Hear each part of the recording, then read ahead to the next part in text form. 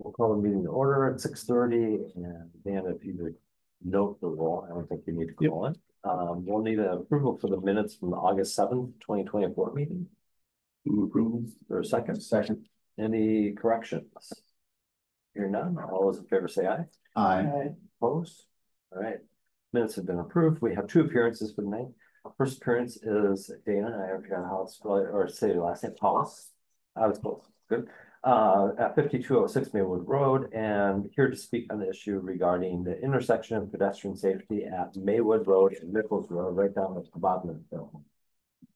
Before, there was a short little paragraph that summarized some of the conversation that we had up to this point. Yeah. So people have at least a little bit of an understanding of what you're going to speak on. Okay. You're welcome to kind of share. Yeah, so that's always been a hard intersection with sun and the hill and the curve. I don't trying to like blame cars because when I'm driving, it's hard. Just with the extra pedestrian traffic going to Maywood now with the wraparound care through Parks and Rec with the 4K program and after school and summer, that's a really hard intersection to cross and cars don't stop. I was actually thinking I should have like logged how many times I've cars don't stop for me. Which isn't a problem so much for adults, but kids walking to and from, even in the summer when the crossing guard isn't there. I was just trying to come up with other ideas where I'd make it a little bit safer. So I'm all for kids going out on their own and not being a helicopter parent. So one idea I had was making that a four-way stop. There's a concern that that's an increase for traffic incidents like car versus car. So I wasn't sure if like up here we have those flashing pedestrian where they hit the light or like a rumble strip or just some kind of traffic dampening measure to make that just safer for youth, basically. And also wanting to note that I would not want that instead of the crossing guard. I think still the crossing guard is necessary, even if there was some other measure there. And during the appearance section, we don't get a whole lot of back and forth, but yeah, we did put this on the agenda for a discussion item possible. Okay. So I'm gonna move on, but then we're gonna come back if you're willing to stay, Sure. because I think there might be some questions or some dialogue that can take place. Yes. Because we do have it kind of agendaed as a Yeah. discussion item. So if you're willing to hang tight, so we'll pause. We have a second appearance and Rick. Okay. Hi. Hello, Has everyone. handouts for us. So And handout. All right. My name is Rick Bernstein. I'm one of your alders. And I really wanted to take this opportunity to advocate for some pedestrian and bike issues, including about Maywood Road. So I just want to draw your attention to the pedestrian and bike plan from 2019. It's getting a little dated, but it's still, I think, pretty important in terms of what we can do in terms of pedestrian and bike safety. On that first page, after the cover sheet, it mentions about providing off-street pedestrian routes to schools. And also during the reconstruction of local streets, evaluate whether to install bicycle and pedestrian infrastructure. And there's just two particular areas I want to talk about. One is Southtown Road, which you discussed at the last committee meeting in terms of the capital budget. And I really would like to see whatever accommodations can be included as part of that project for that missing link between Broadway, where there is a bike lane, and connecting to the Capital City Bike Trail. So that Southtown link could probably be improved for bicycle access and connect those two other parts. Are you able to point out here? Because there's So two it different would be- pieces that come to mind to me, and I'm not sure exactly. Yeah. What. So south of the Beltline,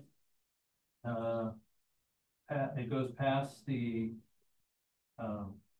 The roundabout. the roundabout, and goes pretty much to the railroad tracks. Pretty close to the edge of the city. I don't know if the city, you can actually do any bike trail to the capital city bike trail, but that's the area that you're looking at for a capital project, and whatever you can do to accommodate bikes would be, I think, a wise investment. Because I just want to be sure I understand too, because the bike trail doesn't travel here, the bike trail comes across. Well, here. there's a capital city bike trail. Yeah. That crosses across Southtown Road. I don't even know if it's still called Southtown Road at that point. Yeah. It's outside the city. Which is, I think, this Right. green hash. And then that capital city bike trail continues on to Lake Farm Park and then along this green belt all the way to Verona. And are you suggesting that from this location up to the bridge, Right. there's not good There's not good bike trail access.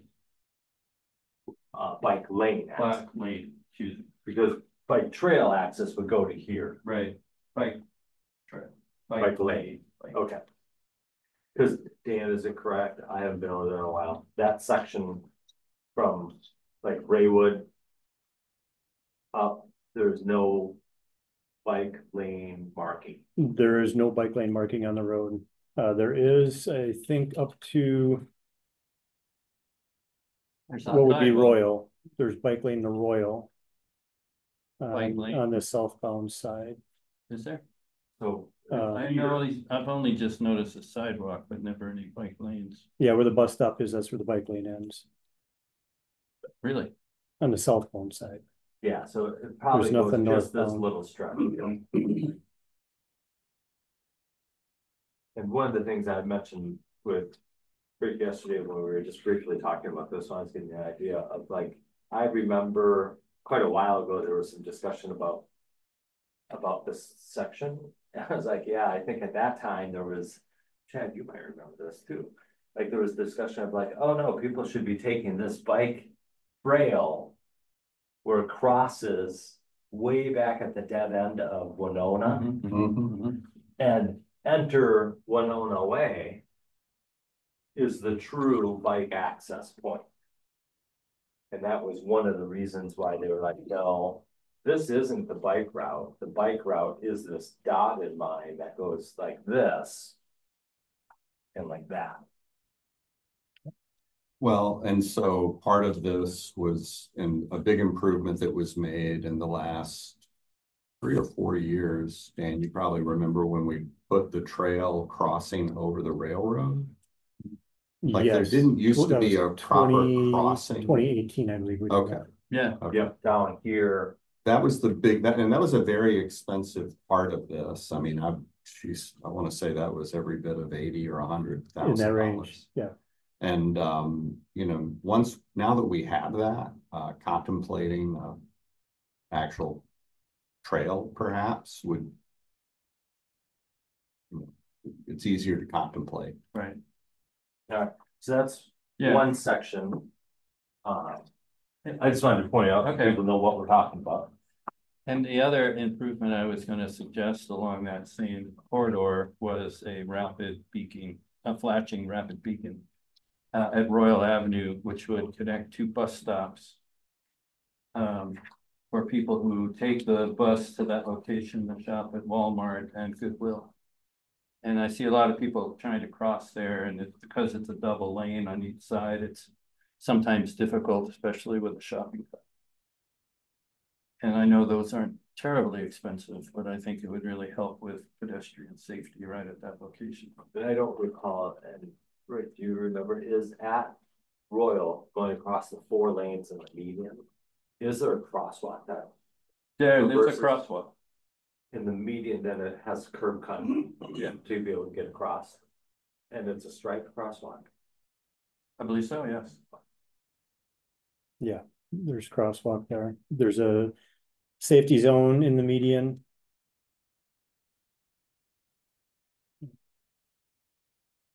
I mean, we've done those rapid flashing beacons at other areas that We have, have 2 in the city? We have one on Broadway, one up by Schluter Park. we have one in front of the high school. We have one at the top here. The fifth one is going to be installed going westbound on Nichols for Jake's I guess the summer swimming after school, the kids program, I guess that's the main route. So there's going to be at that crosswalk by the driveway to the school and the community center. So that'll be 5 that I can recall. Yeah, and that was one of the recommendations from the bike plan to install those at, not, they didn't mention specific locations, just in general, they suggest putting those where they would help with pedestrian crossings. The other thing I just wanted to talk to you briefly about is about school safety to school routes. In particular with Winnequa School, and on the second to last page, you'll see a picture of Maywood as it goes to the school entrance that we cut through from Maywood down to Winnequa School. I recall when they redid McKenna Road, the idea was to put in sidewalks as part of a safety route to school. And that included reconfiguring the intersection at Maywood and McKenna from a 5-corner to a 4-corner intersection now where Greenway and McKenna cross.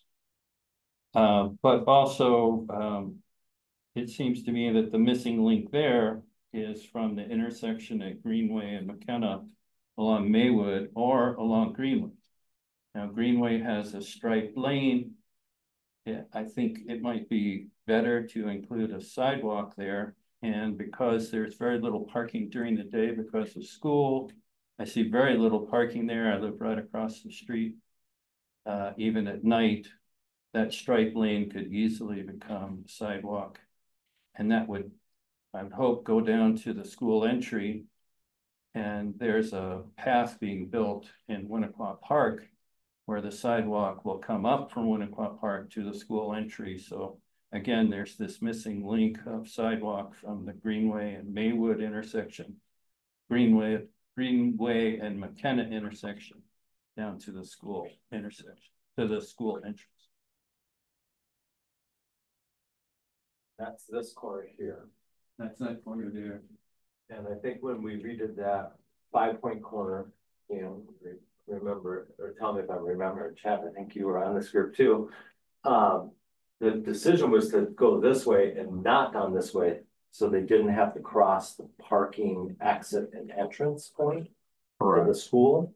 And the school was recommending, we don't want you to send kids that way. We want you to send kids this way. Okay. If that was what I recall from that discussion of like. Yeah, the stripe was put in the road 15 years ago. That was something I put before the council when I was on the council.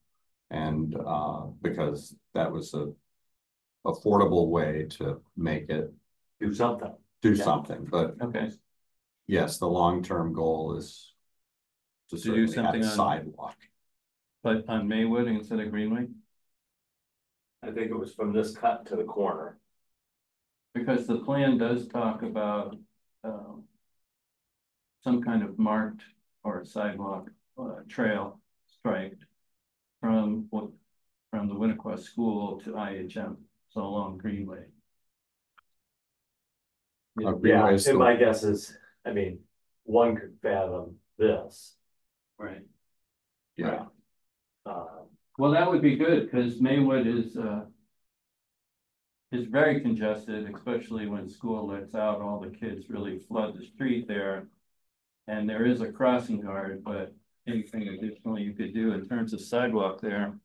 And again, there's no parking on that side of Maywood. So what is kind of a stripe lane now, I think might better be improved as a sidewalk. And that's all I really wanted to say. Is there any questions I'd be glad to answer? This one wasn't noticed on the agenda as a full discussion item. I figured some of this was clarification to make sure we know what we're talking about. If there's any clarifying questions, and then we can talk about, like, Rick and I did have a short discussion last night. Like, this group has already approved a capital budget, kind of moving forward. Right. Some of this was looking forward at the 5-year plan of like, Right. some of these items aren't necessarily reflected on there.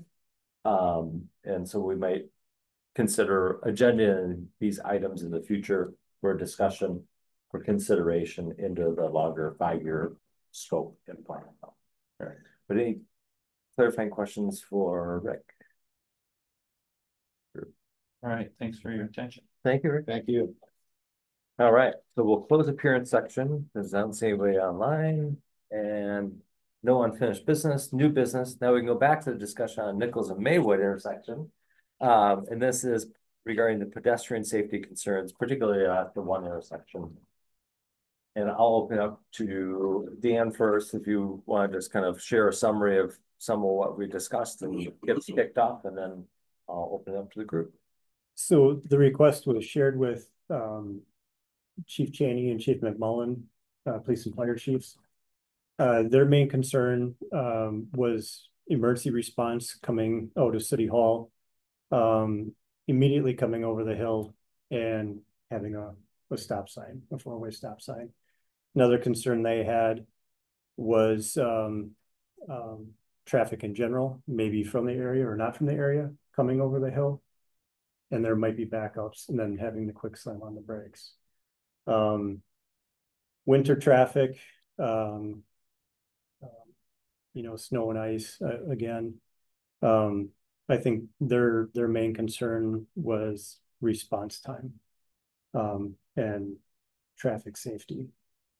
And the intersection is part of the 2029 reconstruction. Brad explained the Nichols Road project when he was in here for the capital budget meeting. So it's going to be from the Maywood intersection west to Winnequa Road, and from Maywood through the fire department driveways is going to be reconfigured and reconstructed. I believe the hilltop's going to be brought down a little bit. Sight lines improved, and the intersection is part of the traffic engineering. And there's going to be I think an 8-foot path from the intersection on the south side going west. It'll front the library property, go to the park. But I believe it would bypass not going across the street there. Yeah. Just say that again. Where's the path? It'll be on the south side, beginning at Maywood going west. So it would be, Okay. it would come up this hill. Yeah. And, Okay. and go all the way to the park. And the idea is like from over here, Right. can get to over here Right. in a safer manner. Okay. Right. And so the idea was, how do you funnel them through, and rather than crossing Right. at that bottom of the hill, how do we funnel them up maybe a multi-use path Okay. that stays on that side of the road until they get up onto the crest of the hill? Sure. And But what then about the people that are coming from north side? that same way as the, Oh, It would- they'd have to like, if Go we up give and a down. more natural path through the major items to get back and forth, rather than near, I mean, you could still cross the street. of course, Right. But, the idea was part of this reconstruction from here to here is part of a big bigger. project. Yeah. We're receiving federal dollars for that reconstruction. It's driven by pedestrian safety. That's why we're receiving the big money for it. It's concept right now. There's no design that's been completed. But that intersection is gonna be looked at pretty heavily. Basically from Maywood to Schluter and then down to Healy. That 2-block area is gonna be it's gonna be heavy for bike ped Yeah. and traffic safety. Which So was a shift, because Dan originally wasn't gonna be. we were gonna do it the was whole gonna focus stretch, on this end. Yeah. We shifted the focus right? to this end. So the plan east of Maywood is just a mill and overlay. We already have sidewalks there, and it'd be up for council and Public Works Committee reconsideration as far as parking and bike lanes for the whole stretch, but mainly from Maywood to Winnequa Road, we're receiving the federal funding driven towards bike and ped safety and that intersection. So I think that the time to look at whether it's four-way stops, a raised intersection, would be during that design process. The chiefs just don't feel comfortable right now making it four-way without doing the other enhancements. Right. So Did you mention that there's gonna be a beacon on Nichols?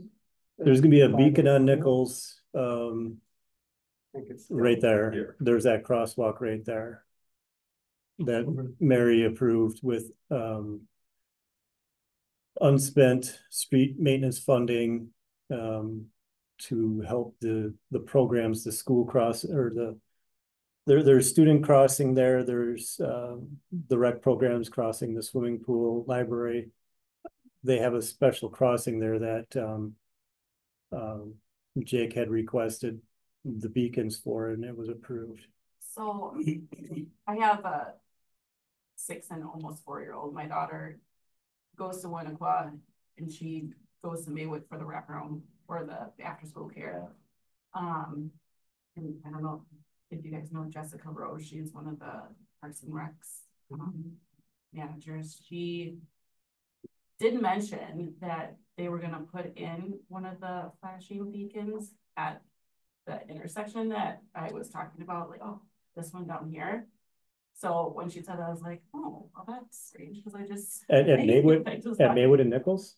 That's what she said. Yeah, that's not where it's going. Because the current route where the kids go, they get out of school, they go to the main parking lot at Winnequa, they go up that path with the Parks and Recs leaders, counselors, go down Maywood and stop at that hard intersection of Nichols and Maywood. And then fortunately, the crossing guard is there and they kind of all bundle up. But like you said, without the sidewalks there and the traffic, it is very congested. So I don't know if there may have been other discussions of rerouting all those kids, but then you're going to be going through the Winnequa. It seems like extra work. Yeah, the Winnequa. And there might be more than one need, and that's. Yeah, I think. so for bus pickup after school, all the buses line up down there between that bottom Winnequa parking lot by the ball diamonds. So I mean, I guess they could do that, but that seems more congested to me to have all those kids then go through all the busing, crossing, parking lot, people going practices, with those soccer fields and going everything. I feel that's going to be more congested. So I don't know if they have other plans that I just don't know about. That's just a perspective I have. So there were a few different ideas, of course, that's thrown out there, like, hang on, well, what about a four-way stop? Or I'm not even pointing at the right one. No, yeah. What about four-way stop? What about flash beacons? What about this? What about there were lots of options, and that's why we were like, well, let's put it on the agenda so at least this group comes and chime in. The capital budget from this group forwarding to council hadn't included anything, but it doesn't mean that this group couldn't discuss and say, hey, well, we think this is a good idea, or we think actually it should be left to staff to make some decisions, whatever this group might mean, and then it would be up to the mayor and or one of the alders to determine if they want to put something in the budget and fight that council. And now you have a second person here it. I guess what I'm hearing from Dan is that whole area is going to be redesigned anyway.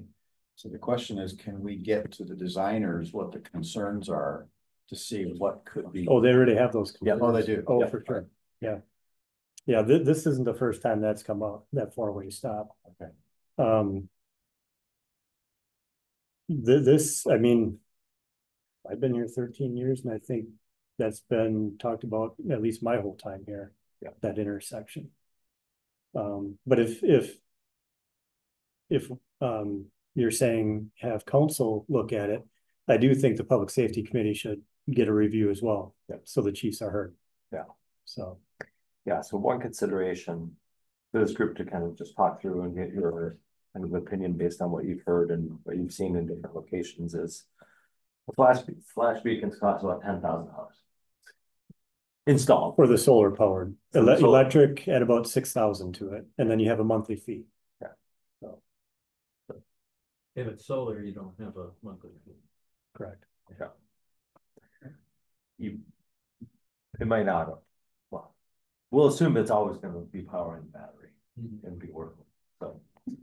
Let's just assume $10,000, for kind of our sake. I don't want you guys to worry about the dollar value. I'd rather have you guys worry about like, what are your thoughts regarding the intersection, pedestrian safety? Knowing that we have something out there, it's not until 2029. We actually requested to push that out for a variety of reasons. So it's, I think to time with the reconstruction of City Hall. this building is slated to be hopefully converted to a new public safety and new City Hall. And we want to do that at the same time we do the street, so everything matches up. So, thoughts from the group? So what can we do right now to improve it? As I went through there tonight, just coming down Maywood, there's some sightline issues off to the right. That one person's glorious, fabulous landscaping is another person's blocking the sidewalk. Yep. So I'm not sure if we have any sway on that, because that would help to improve the sightlines as people are coming down the hill. They'll be able to see cars better. They'll be able to see pedestrians standing.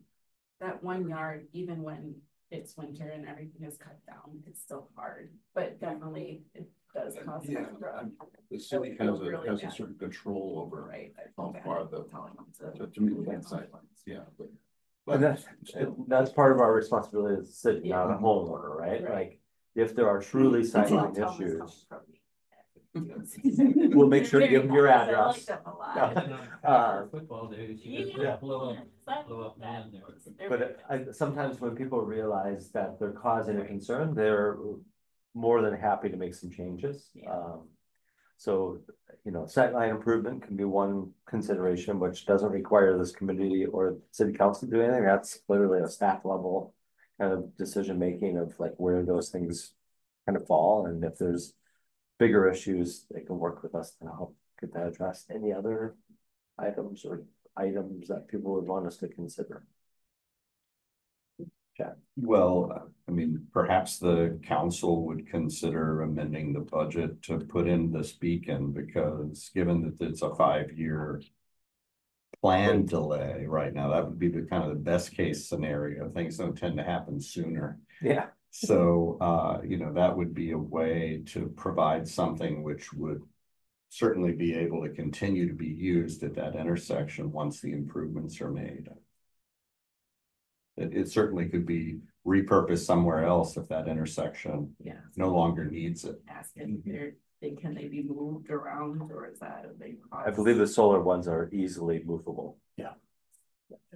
Are all the other ones solar or? We have the one on Broadway, eastbound is power because of the tree canopy. Okay. I believe all the other ones we have are solar. And looking at the aerial here, it looks like there's clear path from above So they to work in the winter. possibly do solar. So they would work in the winter. Other thoughts from the group?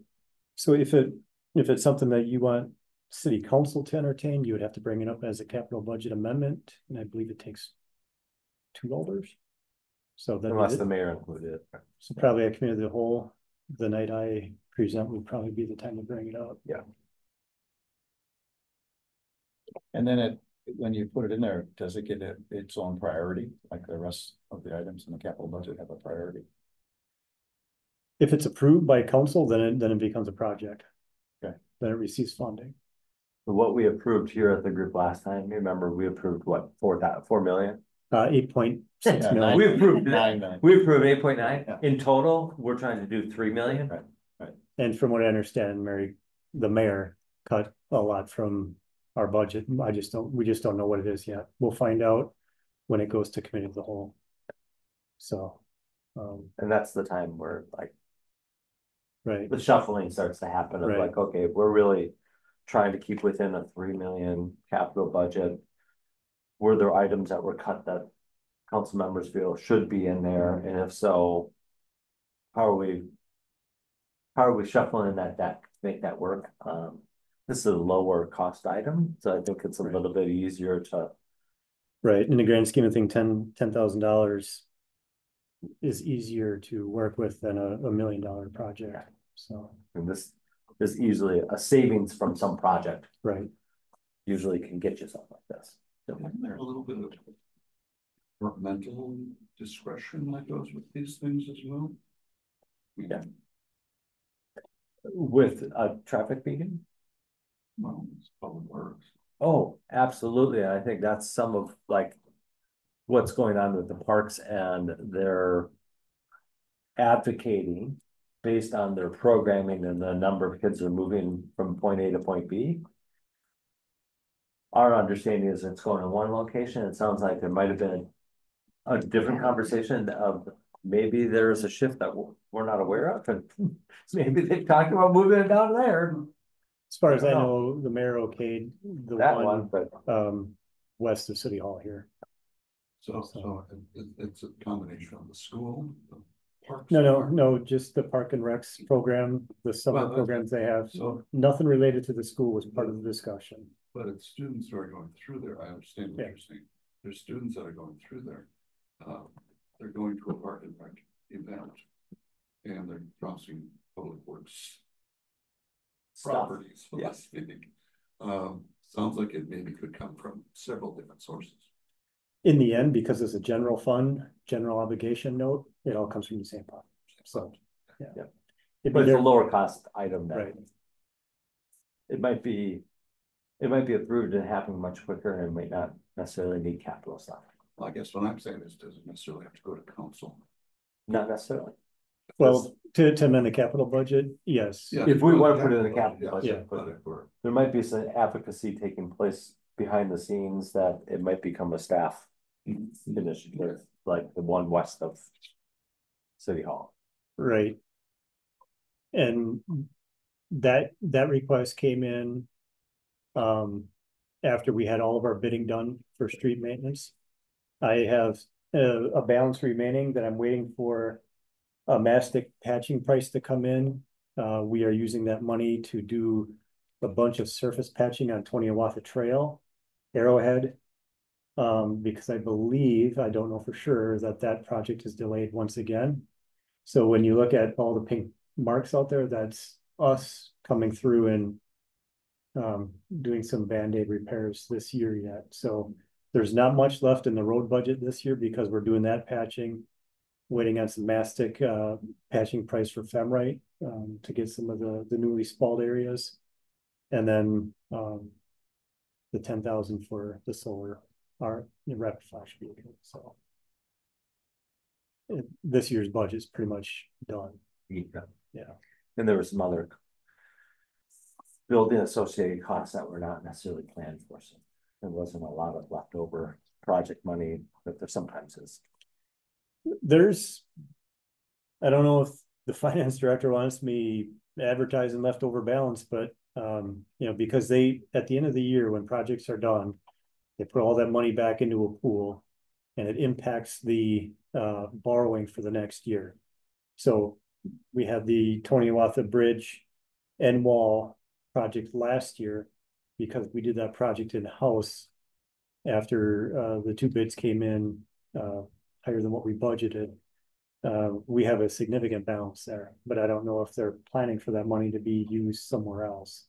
And that's a discussion between the mayor and the city administrator, Mark. When would we know if it's a departmental decision to place it? When would we know that? I mean, because if the department decides not to, then maybe we want the council to consider amending the capital budget. That opportunity came and went last month. Yeah, this So group now- officially is next year for Right. the capital budget. Right. This was much more like allowing this discussion to take place. But some of it was for me to hear some of the thinking. to then determine, okay, like, even if I make a request, like, I've been known to make a request, even if I'm not the one necessarily, like, I'll do it on behalf of the group. Even if it's something I don't necessarily believe, like, I don't know how to put that. Even if it's not something that I'm thinking, I want the group's opinion, and I would represent the group's opinion. Which I'm hearing is, boy, it makes sense to do something sooner than later, something that could be reused if it could be reused. And there seems to be a solution somewhat on the table to something that's been identified multiple times. The next best opportunity is coming up at committee as a whole and when council votes on the capital budget. Right, but excluding the capital budget, what was the process for Parks and Rec to get Asking the mayor. asking the mayor? Well, that came in a department head meeting. With the administrator in the room. And me being asked where I'm at with my budget. And then the approval and request going to the mayor for her okay. Okay. So the fact that we had some money at that time, 2 months ago. Had the request come in back in March, it wouldn't have went anywhere because we hadn't done any bidding yet to find out where prices were at. Okay, so as far as that reoccurring with another one, that's probably not gonna happen for the rest of this year. It would have to go through the capital budget. It would have to happen next Be the year. easiest way. If we want Yeah. to consider a decision on it before December 31st. How's that? Yeah, then it It's would have, probably the easiest way to think about it. that yeah, It's most likely gonna come from more than one alder at the committee of the whole of a recommended amendment to the capital budget. And then we can decide if we borrow from it for the money or if we do something else or not. And that's why I'm hearing from this group, a sense of like, makes sense. Yeah, I would support that. and if it doesn't make the capital budget for next year. Next year, May timeframe. Once we know what we're doing with the street budget. As far as chip sealing or mill and overlay. Once we know where those dollars come in, if there's 30,000 left over, that's the time to bring it up. If it doesn't make the capital budget as a project for 25. So, Perfect. I just wanted to make sure I knew which. Yeah, to not miss the next, Looking at. the next opportunity. Yeah. Does that help answer all your questions for right now? Awesome. Thank you again. And thank you guys. We close 6A. You're welcome to stay, but don't feel obligated to stay because the next part's gonna get really dry. All right. Well, thank you All right. everyone Thank you. for Thank you. listening. All right. All right, Dan, do you want to kick us off? Yeah. 2025 budget? yeah. Okay, so similar to past years, I made up a operational budget highlight sheet. If you don't have a paper copy, I've got some up here on the table. I also have paper copies of the budget if you want to use paper. What I do with this, because our budgets, we have 13 of them to look at. Anything that changes by $500, whether it's increase or decrease, that's what I present. It seems to have gone over quite well with this committee, and I know City Council loves the efficiency of doing it this way. We were asked to do 3 different scenarios from the mayor. And one of them is the referendum passing, which is the 10% increase. One of them is a -5 with the referendum failing, and another one is a simple 1% increase. We were asked to present the one with the referendum assumed to be passed in November, and that's what I highlighted in blue. The items highlighted in blue are the items that this committee typically entertains. If it's not highlighted in blue, that means it's decided or formula based through the finance director, city administrator, whether it be health insurance, life insurance, retirement, wages, things like that. The wages are determined by city council. Mark puts in an assumed increase in here, depending on what council approves. That will change somewhere down the line in November. So we're focusing on, assuming the referendum is going to pass, I'm only going to present the column that I have the items marked in blue. And if there's any questions, I can answer them now. Otherwise, I'll just start plugging along here. We'll start out with the general buildings and plants. The gas and electric utility, we're increasing by $2,000. We also pay a portion of the library municipal room out of this budget. The increase that we were told by MG&E was a combined 3.34. So we're accounting for that increase. Outside services increases by $865. Now that's due to contract costs that we have. Repair and maintenance services is increasing by $3,000. That's just the cost in maintaining City Hall. Operating supplies increased by $800. And repair and maintenance supplies increased by $1,500. So part of that, with that 10% increase or referendum passing, we've had 4 years of budget cuts in our operating budget. So part of that directive is try and get back the money you need that you cut over the years to help get you back to where you were. So I didn't do that in every line. I only did it in these budgets where either by contract or like increases for MG&E, but maintenance services for this building, it seems like things go wrong or break down all the time. And if we don't have a big year, that means we got really lucky. So when you see that, kind of keep that in the back of your mind of these increases. Is there any questions on the City Hall budget? Okay. The repair and maintenance supplies, you say 1,500. I'm looking at a projected 7,500 and then an 8,000. That's 500. Oh, yeah. Can you repeat that, Dick? Under repair and maintenance supplies, you say 1,500 in your summary. That's going from 7,500 to 8,000. Oh, is that a typo? It's still within your $500. Yeah. Okay. I'll have to double check that. Good catch. Right. 500. Yeah, I had 1,500 there for some reason. Okay, thank you for that catch.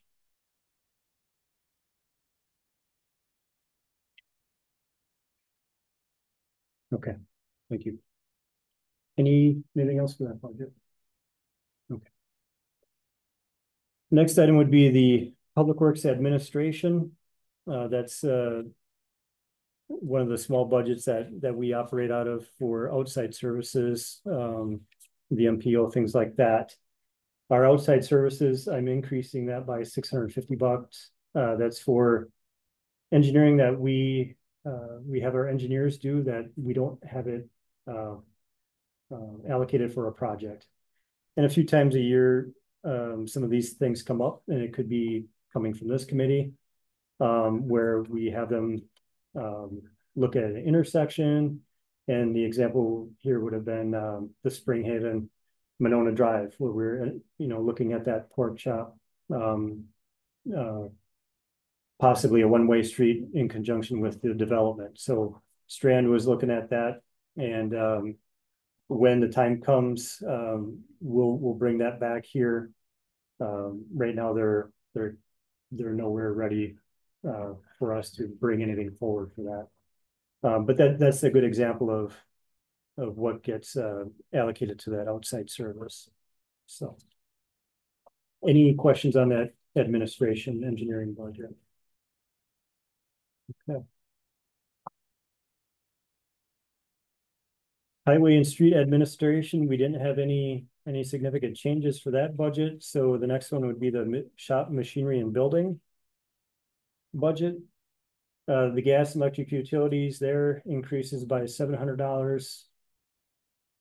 Telephone increased by $1,000, and that's based on the increase in charges for service. Garage material and supply increased by $1,500, and repair maintenance supplies increased by $2,000. Some of these have, where our historical costs are greater than our budgeted. But when it comes to the vehicle maintenance and things like that, or maintenance to the structure. Those are, I thought of things that you have to get done, so. But that shop machinery and buildings account is used for the DPW garage. And the, repair and maintenance supplies is mainly used for vehicles, so. All city vehicles. Any questions on that budget? Okay. Next one after that is our street maintenance and construction budget. Our other personnel services increased by $600. It's accounting for increase in our program costs, mainly our random drug testing program. Our street sweeping disposal, we're decreasing by $500 based on need. Our snow and ice equipment repair account, we're increasing by $2,000 based on need. That's getting repairs to the plow trucks. Our snow and ice supplies is decreased by $16,300. And that's because we ended last year with a full salt shed, and we have additional stockpile that didn't fit into the shed. We had a light winter. Now on the flip side, we had have a bad winter this year. Next year, we could see an increase of $18,000. So that one fluctuates every year. But at least going into next year, it's going to decrease pretty good. Our street sign repair and replacement account is increased by $500 based on need and cost for material. Those are the significant changes for that account, for that budget. Is there any questions on that one? What I remember from the salt is on the tour we took is the last thing you want to do is buy it during the winter at spot prices. So we are on the state contract, so we buy it in summer. Yeah. But it's bid out, and But if you run out, it becomes really expensive during the winter. if we run out, we ask the county. So we're not going on the public market for it. Yeah. We're not seeking to buy from a landscape company or something like that. We go to the garage down on 12 off to the right at night. You're close. Yeah. We're authorized. Yeah. But Monona we're considered small. Yeah. So when we request salt, we're talking 10 tons. Yeah. And to the county, we're a drop in the bucket. That's three 10MX trucks. So any other questions for that budget? Okay. Road related facilities, that's our street lights and traffic lights. For the street lighting, for utilities, we're increasing that by 5,000, mainly for the rate increase, but also to restock our inventory. So if we have a street light that is damaged, the purchase comes out of that account. If it's not a Monona Drive light, we breathe a little easier, because if a Monona Drive light gets toasted, it's about $10,000. It's a big one. Those decorative lights are expensive. If it's just like a concrete pole, let's say on Chateau, we can get one of those for $900. So You're talking the fixture or the whole the whole thing thing. gets hit by a car? Yeah, and that includes MG&E's costs for de-energizing, pulling the light, bringing it down to the shop, installing a new one, us ordering a new pole and light 2 years ago was about $7,000. So they're pretty expensive. So if someone runs into a pole, the city isn't like insurance? If we get restitution, we will. We have received full restitution in the past. We've also received that got to a pretty high level with the attorneys of well, the pole's 13 years old, the value is only worth so much. So we received that from insurance companies. So either way, we have to front end that cost. Okay. So I would say half the time, four of them in my time, we're probably coming out 50-50 on them. So, yeah. The next budget, for the general fund is the forestry. Our equipment maintenance and repair increased by $500. Our tree removals and care, these are the ones that we hand out to, Mike Johnson. Increased by 5,500, and that's just based on, the history, the number of trees that we're removing. So when we hire Mike to do this work, it's usually going to be something that's in a power line. Or if it's a very large tree that our crew is just not equipped to handle. So these do not include ash trees. So these are all other types of terrace trees. And the brush pickup, it's split 50-50 with the stormwater utility. The increase for the general fund portion in forestry is $3,156. That same increase is in the stormwater. Any questions on that budget? Comes up every year. Every year. The removals here, but the plantings are in a different bucket, right? Yes. Yes, we have Like tree right, plantings in tree the capital budget removals, but the planting because it's an is asset, capital. long term, yeah. Because people, I'm always one of the people that ask, like, hang on, are we replacing one for one kind of thing? So Yeah. We try to. Yeah. Yeah. But if there's an existing canopy that's above it, and if it's shading out the open area, we're not going to plant a tree because it won't survive. Okay, the next budget is our solid waste budget. The recycling and solid waste, those are driven by contract pricing with Pelletieri. So it's based on 2,695 units. $3,452 for recycling and $11,845 for solid waste. We also have an increase in our yard waste services by 7,900. Royal Container increased their dumpster charge and their hauling charge. So we average about 210 changeouts. So that's why you see that increase there. They I think it was about $20 in 2 years for a price increase there. So we adjusted our budget accordingly. So that said, if the referendum doesn't pass and the mayors and council's looking for cuts, our big ticket items like brush collection and our yard waste program are going to be on the table because most of our other line items are small dollars. So they're going to be looking for big stuff, big chunks, not only in our department, but in all the general fund departments. So. But in the two other alternative budgets, you did not decrease those yet, but you're saying it could be decreased. Well,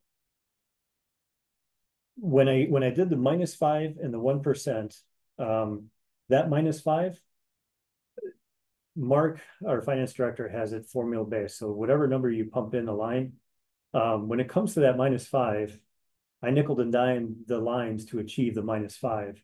But in reality, we can't just nickel and dime something because we still need that money to perform the service. So if the referendum fails, they're looking for big cuts.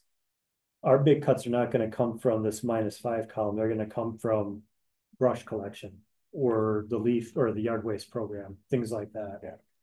We can't change the program to pick up half the brush. Right. It'll be we either are doing it or we're not doing it. We would have to renegotiate that contract, but that's just an example for this department. Every department is going to have to come up with something, and it's going to have to be directive based from the mayor and council on what services they want to have impacted by it. So that -5 column is very misleading. It's just tweaking this line by $20 here, this one by $30 to meet that -5. If we have to do that, if the referendum fails and we have to go back to the drawing board, it's going to get pretty ugly for all the departments. And they can either choose by cutting staff, not filling positions, or they can hit services. But I'm Or glad, both. or both. I'm glad. Or things like I wrote on the side, consider a sticker for yard waste services. Right, Right. fee-based, I at mean, curb. we might have to charge a fee for that, like. are we Well, gonna for get up- yard waste that gets dropped off there, is that then hauled away? Our entire yard waste program, I think, what do I have in here? 37. Just under $38,000, so, yeah. And that includes, leaf disposal that our trucks pick up. 210 changeouts of bins down there.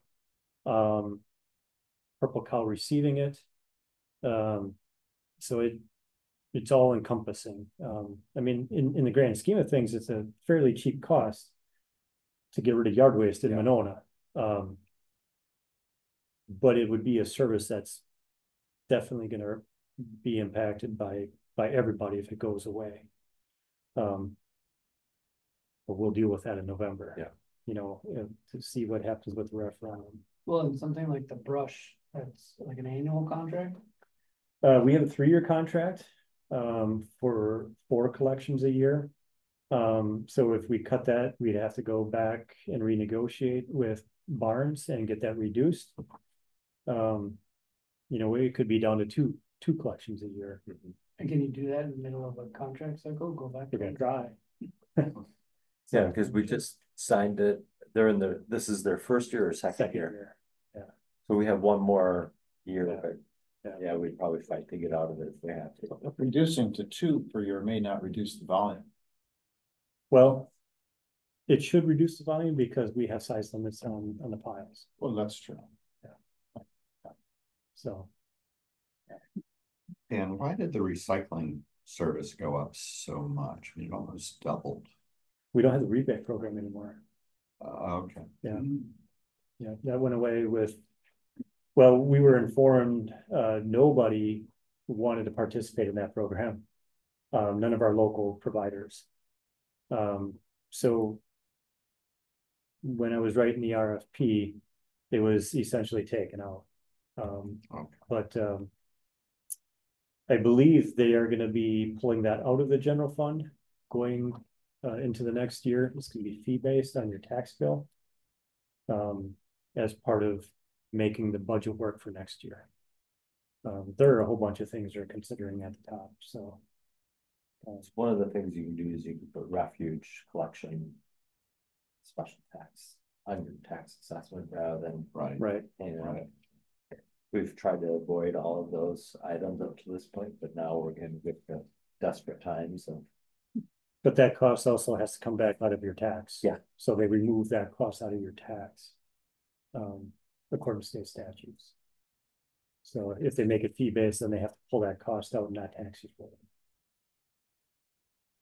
Hopefully we don't get there. You guys are getting the sneak previews.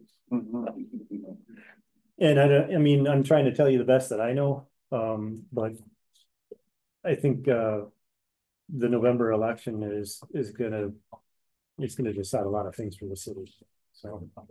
But if it doesn't pass, we'll probably be talking again about what we need to do here for operating the department. For sure. Okay, any other questions on that? Otherwise, we'll move into the water utility.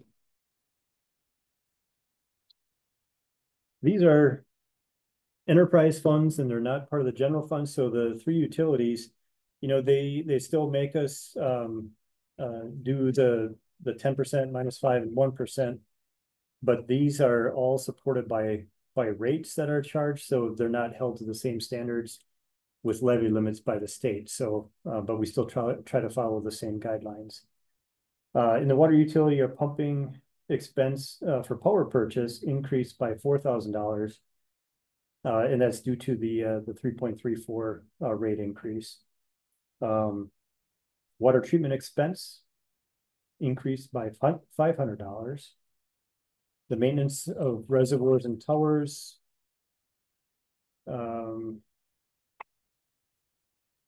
I missed that one, did I? Let's see who else.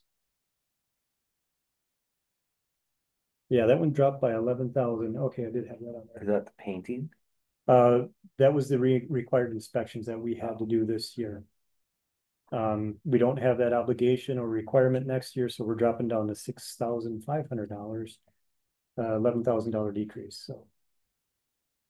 Maintenance of mains, for mains outside services, increasing that by $2,000. And that's, for water main breaks, for the break repairs. The mains materials and repair increased by 1,000.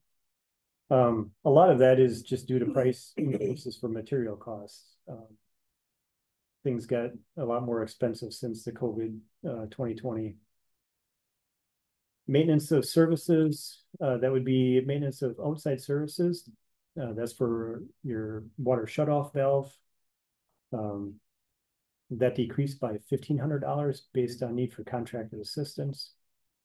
Our cross connection control services decreased by $1,000. That's where we have HydroCorp come in and do cross connection inspections with our commercial facilities.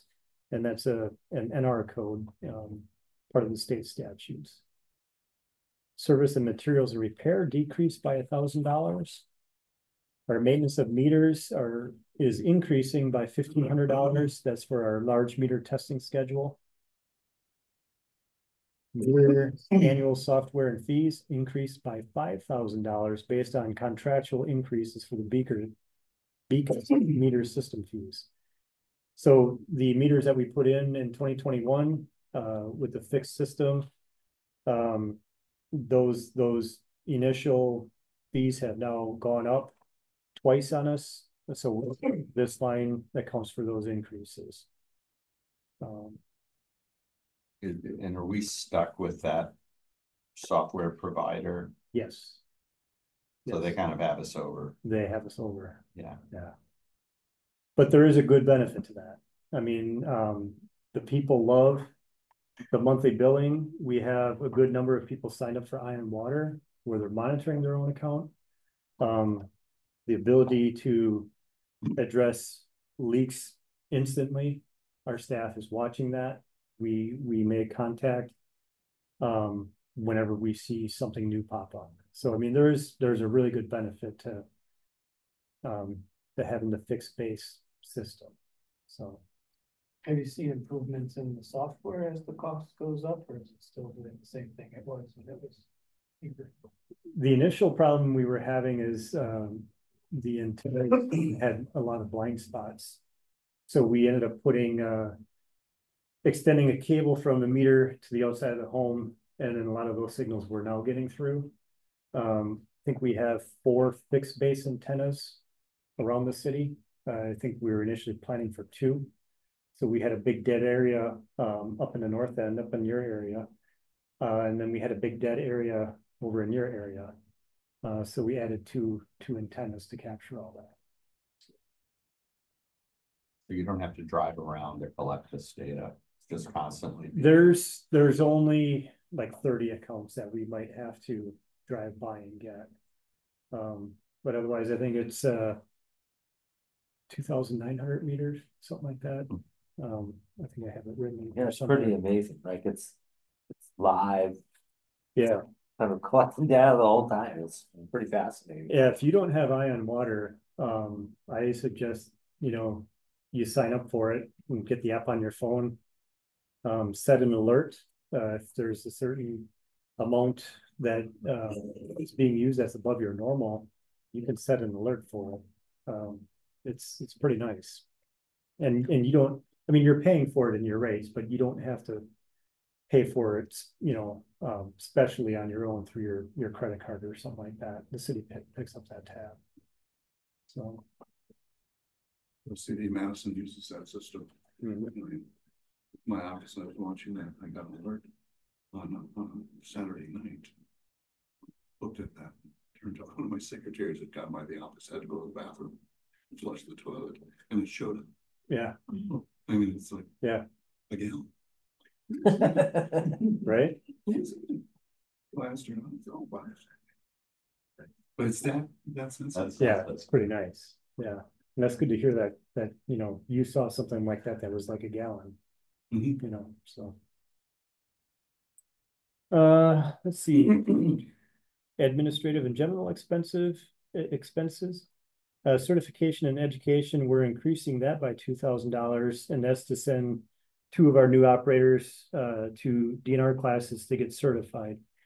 If you recall, last year, we lost 53% of our workforce in public works because of pay. And all the operators that we hired to replace them had no experience, so we have to get them certified. So we're increasing that education line. The miscellaneous general expense decreased by $5,500, and our fuels decreased by $1,000.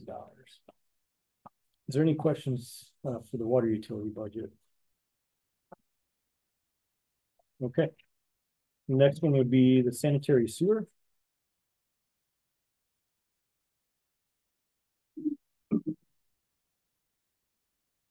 Operations and maintenance, the MMSD disposal service. This is always a big one. Increasing it by $93,000. And that's, I think I allocated an 8% increase because historically, they increase their rates about 8 to 10% a year, and that they cover their capital projects with that, and they cover their operational costs with that. But based on our current flows, we're looking at about a $93,000 increase there. So now if you were to look the year before, I think that's almost nearly what we cut the year prior. So I can't imagine we'll be cutting again anytime soon. I think from here out, it's only going to increase. Fuels and additives decreased by $1,000. Under the maintenance of lift station, our outside service account increased by $1,000 to account for contract increases for the generator maintenance and our wet well cleaning. Our lift station material and repair increased by $1,500. Under the maintenance of mains and laterals, our mains outside services, that's an increase of $17,000 based on new pricing for cleaning and televising. The provider that we had chose not to perform that service for us. They had the issue where the city wouldn't indemnify them, and so they pulled back, and we had to go out for RFP. They left the manhole cover off and a car hit it, and they wanted the city to take the blame for that, and we didn't. So they decided they didn't want to clean our mains anymore. So we went out to RFP, and we got pricing from 5 companies, and this is the best that we could do. We were getting a pretty good deal because Roto-Rooter was just 3 miles down the road. So that's why we have the increase there. Our customer accounts expense, supplies increased by $2,000 based on to account for increases to support the billing process. Admin and general expense increase by $500 to account for the increases in the random drug testing program. That program we split 3 ways with water, sewer, and stormwater. That would be it for sanitary sewer. Is there any questions on that? Okay, our last budget would be the stormwater utility. Outside services increased by $900.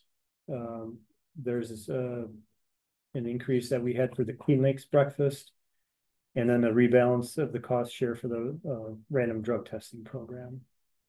Fuels and additives increased by $1,000. The adaptive management fee increased by $1,016. We were charged initially when the program started, we were overcharged. So what we were going through the past, I think, 3 years was a decreased rate, but now we're back on our normal rate for 2025. So that's why we have the increase there. Jumping back to outside services, the numbers say it decreased by 900. So it was 10,100 and it went to 9,200.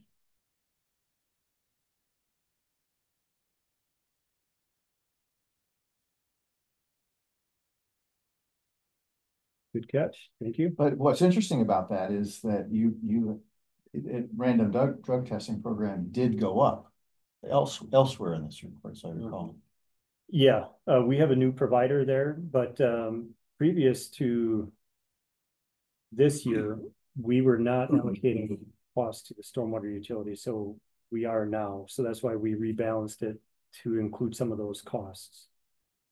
So we're actually gonna go to a new provider again next year. And we don't have those costs yet based on program needs.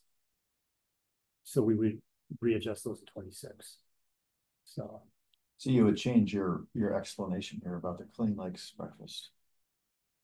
Well, maybe the Clean Lakes breakfast did go up, but offset but I things think went by down. $200, I think it went. Oh, okay, Yeah. okay, right. Yeah. Okay, I think we're at NR 216 expenses. Increased by $1,200. And then our brush pickup, the other half of that, the 3,156. And that would be it for the stormwater utility. And this lakeweed collection program, that is our share of what we pay for them to come to people's private docks. Yep, that's what we pay. And it gets attached to the stormwater utility. And they get to take the weeds out of the lake, put them on the pier and the.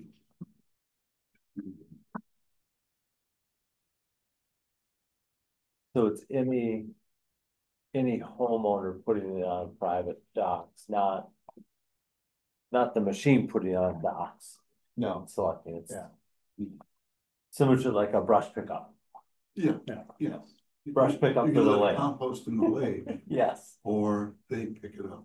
And If they don't pick it up, your only other alternative is to take it out of the lake, let it dry on your dock, and then take it down to. The brush, The yeah, brush. or the, yeah. Well, the other option is to push it back out in the water Yeah. and let your neighbor deal. Yeah. I mean, Speaking for- from experience on there. I usually, me and Dave Bronski about 4 doors down come compete to see how much weeds we can get on the dock. Yeah. I mean, for what we paid to participate, it seems like a really good program, at least for the people who, And the water quality's gotten so much better over the years. Yeah. It's not amazing. So that's all I have. All right, and similar to what we did for the capital budget.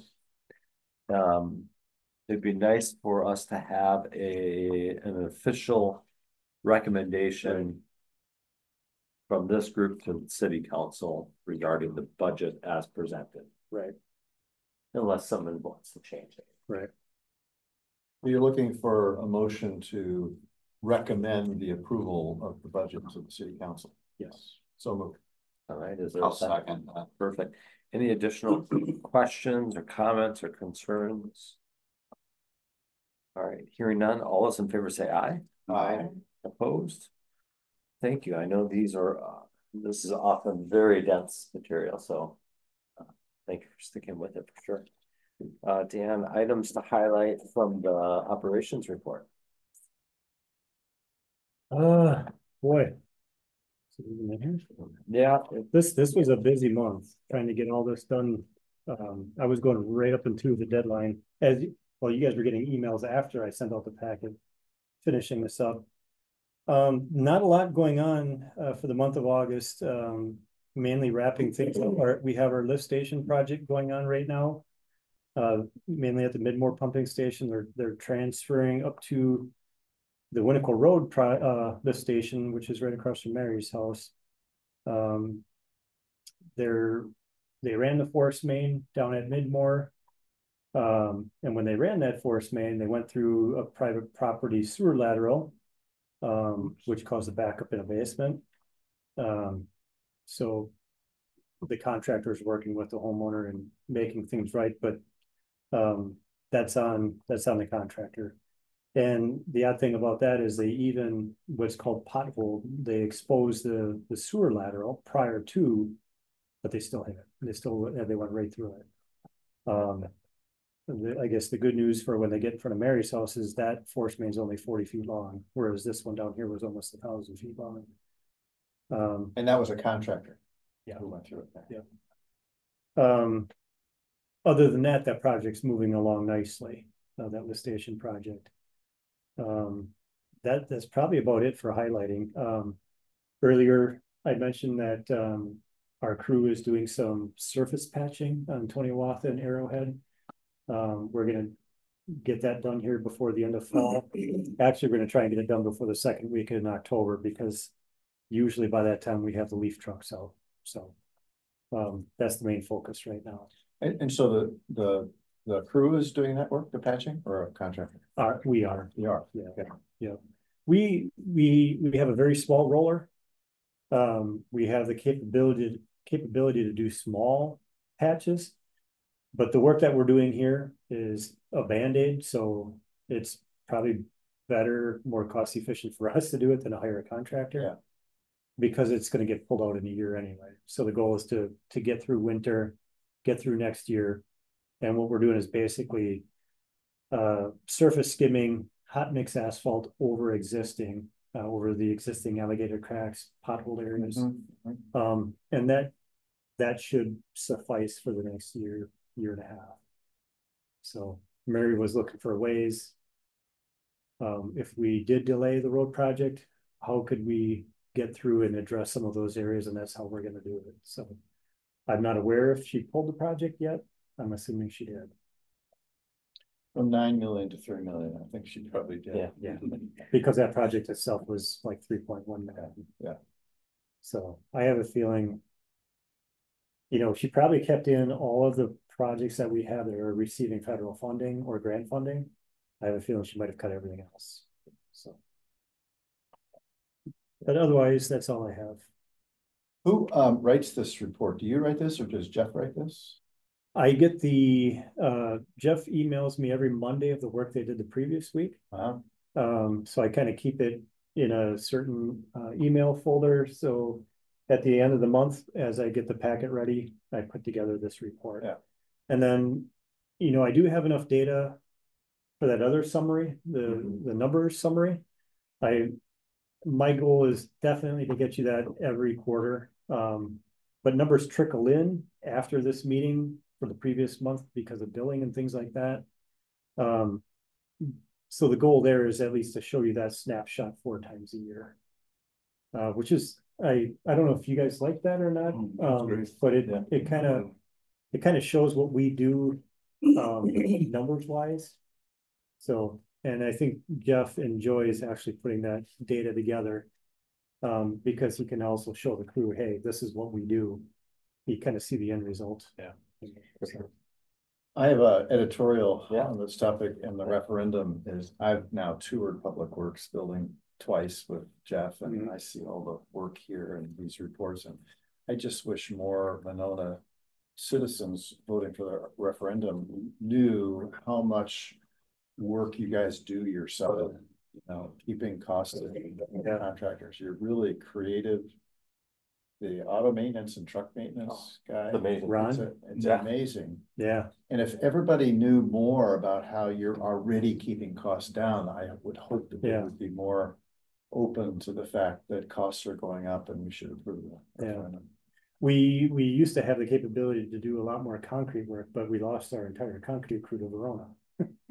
Yeah. So because they paid on average $15,000 to $20,000 more a year than what we do. Yeah. Yeah. But we, the crew that's here, they're getting trained on some of the concrete work by the crew that we had remaining.